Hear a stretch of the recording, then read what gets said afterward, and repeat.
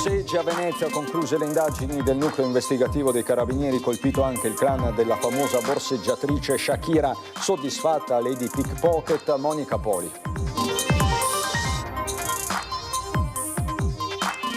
Al tempo anche a Venezia, vigilia di Natale con l'acqua alta in piazza San Marco, che ha provocato i disagi maggiori alle attività situate lungo le procuratie vecchie.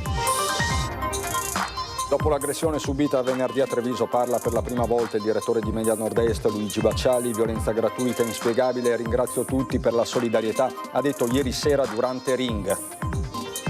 Pranzo solidale di Natale nella chiesa di San Rocco, organizzato dai volontari, presenti oltre 50 persone insieme al patriarca Moraglia, che ha pranzato insieme ai bisognosi. Sosteniamo i negozi della nostra città privilegiandoli rispetto agli acquisti online. L'appello arriva dal presidente di Confcommercio Venezia, Roberto Pancera. Ultima intervista dell'anno in esclusiva del direttore della Mostra del Cinema di Venezia, Alberto Barbera, che dedica un augurio speciale ai nostri telespettatori.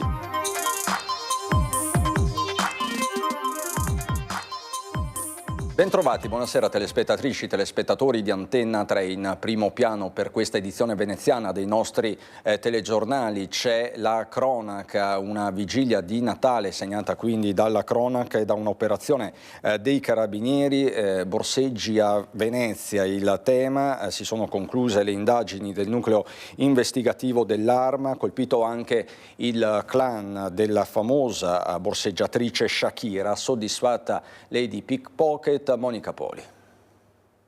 Chiuse le indagini della maxi inchiesta sui borseggiatori e ora per 25 dei 35 indagati si profila la richiesta di rinvio a giudizio. In carcere al momento ci sono una donna in Ungheria, un uomo e una donna in Croazia, una 24enne mamma di 3 figli al 6° mese di gravidanza alla Giudecca e per altri 4 è stato notificato il divieto di dimora. Molti degli altri indagati sono invece irreperibili. A innescare la maxi inchiesta era stata un'indagine con intercettazioni del nucleo investigativo dei Carabinieri, che ha ricostruito il quadro dei borseggi tentati e non tra il 2023 e il 2024. In tutto gli episodi contestati sono 62, le parti offese individuate 39, soprattutto turisti ma anche veneziani, come più volte denunciato dal gruppo Veneziani e cittadini non distratti.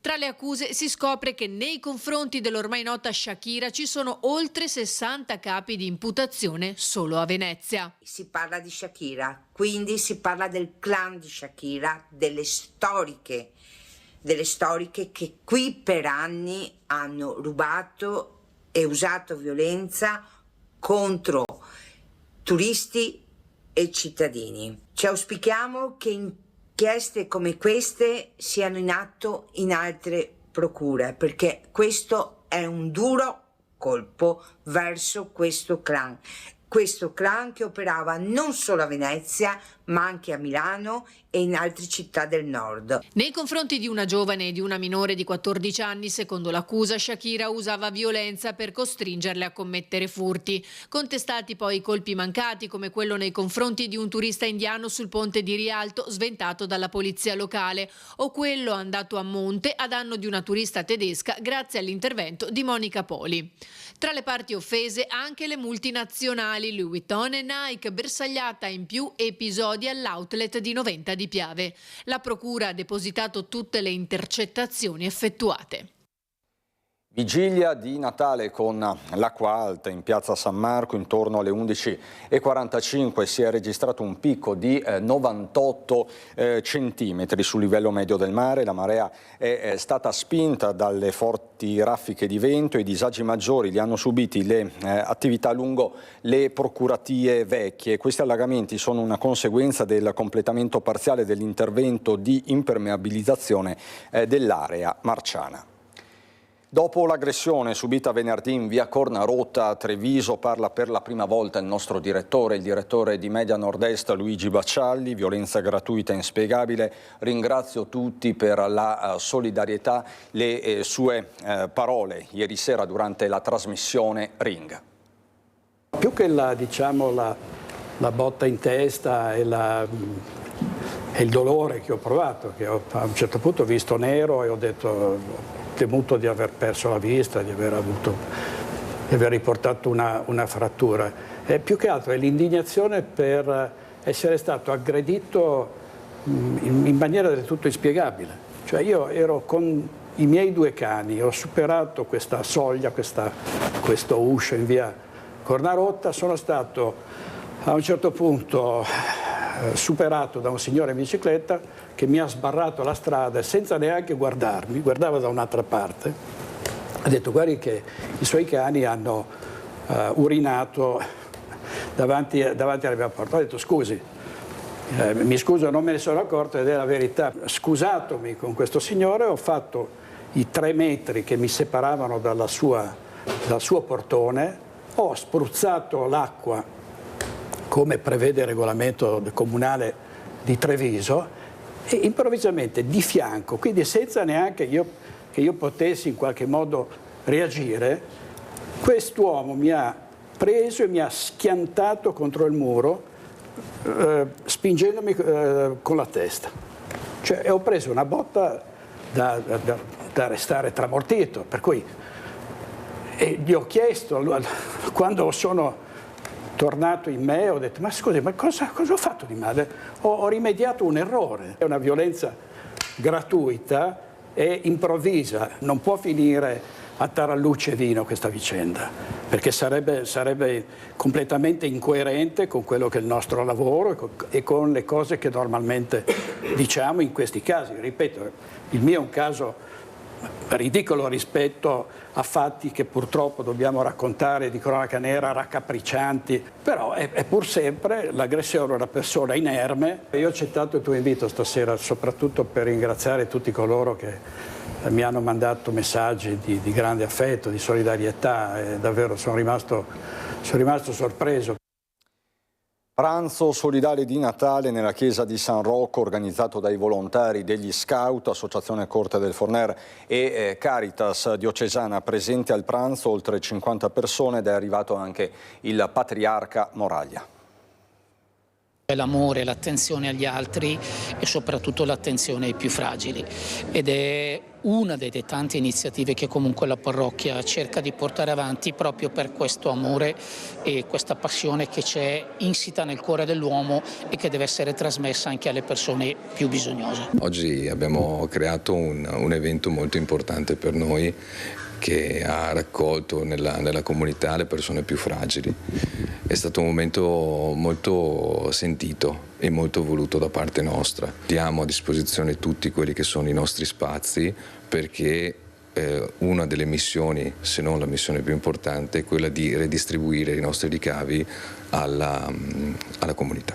Tutto quello che voi vedete qui è stato regalato, quindi possiamo anche dire che Venezia è una città solidale. Come Emporio della Solidarietà noi siamo un po' tutti i giorni a contatto con la povertà e riscontriamo che le persone che vengono a fare la spesa gratuitamente da noi non sono persone che non lavorano, ma sono persone che purtroppo non arrivano a fine mese, madri da sole con figli piccoli, quindi bisogna affrontare non solo la povertà materiale, ma anche tutta una serie di povertà che forse è anche un po' più sono più complicate da gestire. Nei momenti, diciamo, in cui ci si ritrova per un incontro, per una festa, dare una possibilità, ecco, un'occasione, un bel ricordo, ecco, a persone che magari faticano a trovare questi momenti, è qualcosa che diventa, non dico un obbligo perché è un piacere, ma guai se la Chiesa veneziana non facesse questi gesti concreti.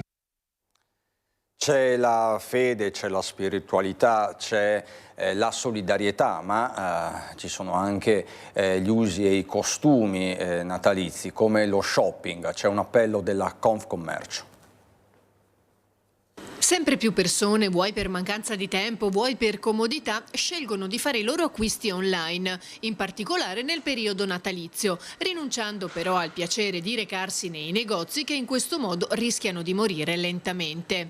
Da qui l'appello dei commercianti veneziani. Purtroppo l'avvento dell'online sta sempre più interessando tanti acquisti da parte di tanti cittadini veneziani che si dimenticano quanto importante sia invece tenere in salute i negozi della nostra città, che sono di fatto un presidio di sicurezza, un presidio sociale, Una vetrina accesa in una strada è un punto di riferimento. Anche perché il servizio che si trova in un negozio non c'è davanti a uno schermo, andando automaticamente a eliminare il rapporto umano e non solo. Il servizio che sicuramente offre un negozio anche nel consigliare per un regalo non è certo paragonabile al servizio che può offrire un terminale online in cui si fa un acquisto. Quindi non criminalizziamo gli acquisti online, ma cerchiamo di limitarli a quelle situazioni, a quegli oggetti, a quei regali che diventano per certi versi introvabili nelle città e reperibili online.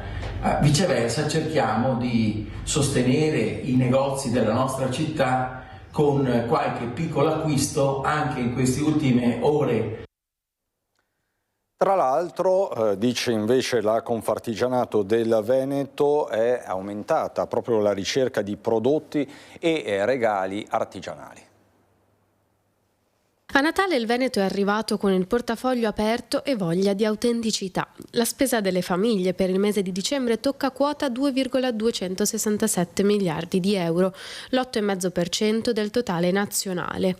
Un dato che fotografa un mercato vivace dove la componente artigiana gioca un ruolo decisivo nella qualità dei prodotti, nella personalizzazione e nell'identità territoriale. Prodotti di qualità, tanto che questi prodotti recentemente sono stati anche riconosciuti dall'UNESCO, quindi motivo maggiore per andare ad acquistare e consumare prodotti italiani, da quello che riguarda l'enogastronomia piuttosto che tanti altri prodotti come regali.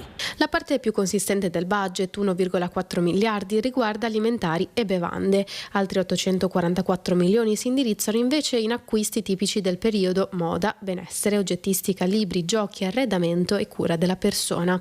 Ed è proprio a dicembre che si concentra infatti il picco dei consumi, un più 28,8% di vendite al dettaglio rispetto alla media degli altri mesi del triennio 2022-2024. Il consumo di prodotti, quindi di servizi, in questo caso che riguardano la persona, anche in questo caso bisogna andare da figure professionali che abbiano fatto dei percorsi, che abbiano una sede, che siano regolari in tutto. Ecco perché gli artigiani rappresentano questa regolarità e questa capacità di fare servizi di alta qualità e quindi che sappiano valorizzare il loro prodotto, ma soprattutto dare una garanzia alle persone che ne usufruiscono. Mostra del cinema, ultima intervista dell'anno al direttore Barbera, direttore che ha concesso appunto le sue dichiarazioni al nostro Lorenzo Maier. Anche quest'anno non potevano mancare per voi, sotto l'albero della vigilia, gli auguri di buon Natale da parte del direttore della Mostra Internazionale d'Arte Cinematografica di Venezia, Alberto Barbera, occasione questa anche per parlare dei primi passi verso la prossima edizione della Kermesse cinematografica che si terrà con la direzione artistica di Barbera al Lido di Venezia dal 2 al 12 settembre dell'anno prossimo con grandi divi. Non ho anticipazioni da dare sulla prossima mostra del cinema di Venezia perché è veramente troppo presto. Farò il primo viaggio subito dopo le feste a New York e a Los Angeles per capire quali film potrebbero essere pronti e disponibili per la nostra mostra. Sulla carta i titoli sono tanti, grandi autori, grandi cast, grandi attori. L'auspicio di un nuovo anno, finalmente di pace per tutti. L'augurio naturalmente è quello per un nuovo anno che porti finalmente quella pace tanto attesa dopo anni travagliati di guerre sempre più sanguinose e inaccettabili. Ci sentiremo più avanti quando ci sarà qualche notizia un po' più sostanziosa che riguarda la prossima mostra del cinema, alla quale sin d'ora vi invito tutti. Anche quest'anno ho il piacere di mandare i miei più sinceri auguri di buon Natale a tutti i telespettatori di Antenna 3 Media Nord-Est. Infine Barbera porta la sua solidarietà personale della mostra al nostro direttore Luigi Bacciarli, anche presidente della Veneto Film Commission, per la vile aggressione subita. Colgo anche l'occasione per esprimere la mia piena solidarietà al direttore Luigi Bacciarli, che è stato aggredito per i più per futili motivi, il che rende questa aggressione ancora più spregevole e inspiegabile. Bacialli, che tra l'altro ha presentato il suo nuovo libro all'aeroporto Unicelli al Lido di Venezia, un libro in cui racconta il successo della sua creatura, della sua trasmissione Focus. Un libro scritto di getto in 15 giorni nel mese di agosto, grande successo della serata in cui l'Associazione Culturale Mostra Lido ha voluto presentare all'aeroporto Giovanni Nicelli di San Niccolò al Lido di Venezia Focus, il nuovo libro del direttore di Media Nord-Est Luigi Bacialli, pubblicato per Piazza Editore, in cui vengono svelati retroscena e aneddoti della trasmissione seguitissima di Media Nord-Est. Bacialli ha voluto sottolineare durante l'incontro il grande impegno degli editori Giovanni e Filippo Iannakopoulos, che con impegno, visione ed edizione sono riusciti, partendo da un piccolo studiolo, a far diventare Media Nord-Est un gruppo leader del panorama dell'emittenza nazionale. Grazie a tutti davvero per essere qui. Non cito tutti gli amici e le istituzioni, per tutti cito il comandante Ferruccio Falconi, 99 anni a marzo. Tanti guardano Focus e quindi è un titolo che secondo me può attirare l'attenzione e una parte del libro è dedicata a questo programma. L'altra parte del libro è dedicata alla televisione privata, alle televisioni private del Nord-Est. Presente all'incontro l'attrice Ottavia Piccolo, che ha ribadito un appello per la liberazione di Alberto Trentini. Sembra che il nome di Trentini non risuoni e quindi siamo qui a chiedere di far tutti quanti qualcosa. Ho appena scritto una lettera al Presidente della Repubblica, a un suo assistente, ma comunque sperando che qualcosa si muova. Nuovi spazi a Forte Marghera. Un luogo da visitare, abbiamo ricreato uno spazio non solo per le persone che vivono in terraferma, ma per i veneziani stessi e per chiunque abbia piacere di venire qui. A Forte Marghera rinasce una delle due casermette napoleoniche affacciate sulla Darsena, uno degli spazi più suggestivi del complesso fortificato mestrino, restaurato e restituito alla collettività per la prima volta nella storia. L'articolato intervento di recupero conservativo è stato affidato dall'amministrazione comunale alla Fondazione Musei Civici, che l'ha trasformata in un nuovo spazio dedicato alla cultura contemporanea. L'intento è quello di avere aperto uno spazio sempre più fruibile alle nuove generazioni, in modo che possano diventare luoghi di creatività. Noi, una delle nostre mission come Fondazione Musei Civici di Venezia è l'aspetto educativo. Ricordo che nel 2024 noi abbiamo fatto attività educative per oltre 45.000 persone, quindi questo diventerà un luogo che si presta moltissimo proprio a creare, a studiare e ovviamente a fare attività educative. Qui saranno ospitate le collettive degli artisti che operano negli atelier dell'Emeroteca dell'Arte e le mostre annuali del concorso Artefici del nostro tempo, che raccoglie opere di giovani creativi selezionati con bando internazionale dal Comune di Venezia.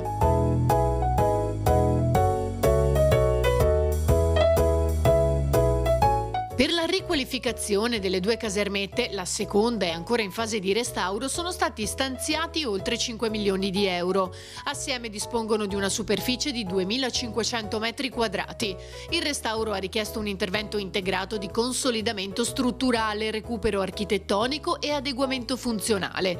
Le murature sono state rinforzate con tecniche tradizionali, mentre le superfici interne sono state riportate alla finitura originale in coccio pesto.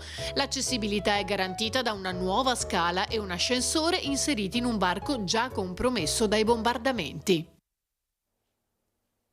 Giusto il tempo di farci gli auguri, buone feste davvero da parte di tutta la redazione di Antenna 3, giornalisti, tecnici, operatori, davvero buone feste e ci lasciamo con la visione di due splendidi presepi, quello di Saverio Dalla Nora, nonno 83enne di San Donà di Piave, e quello di Mattia Marcaggi di Marconna, presepe che rappresenta un borgo montano. Buone feste davvero.